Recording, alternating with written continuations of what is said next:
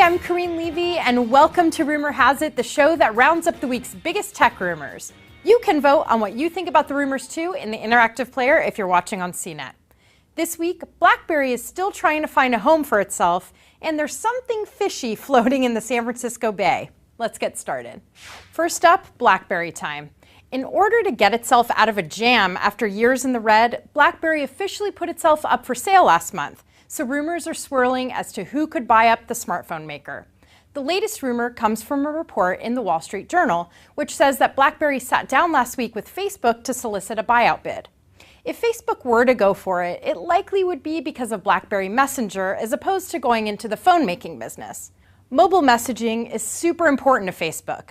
Earlier this week, it upgraded the Messenger app, and BlackBerry recently released a version of BBM for iOS and Android to give its messaging app, which was once the gold standard in mobile messaging, more universal appeal. So who knows what Zuckerberg has up his sleeve? And who knows if this deal will ever come to fruition at all? Do you think it will? Let me know in the comments. Moving on, there's something weird going on in the San Francisco Bay. CNET had an exclusive report last week that a company, very likely Google, has set up shop on Treasure Island, which is between San Francisco and Oakland, and has been building a large structure made from cargo containers on a barge. Some evidence suggests that it might be a floating data center, including the fact that Google itself has a patent for such a concept. So that's fine and kind of boring, but then a new report from the Bay Area's CBS affiliate news station suggests that the floating barge is actually a Google Glass store, and that the plan might be to tow it into San Francisco's Fort Mason for some indeterminate time. What?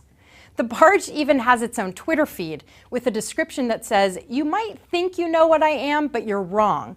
And there's a second barge that's been spotted in Portland, Maine. And both the Maine barge and the San Francisco barge are owned by the same company, so spooky. An anonymous tipster called CNET to let us know that he had heard from multiple sources at Google that the company plans to float the glass stores from city to city by rivers, and that the idea for the project came straight from either Larry Page or Sergey Brin, Google's founders. Double what? Floating Google Glass stores?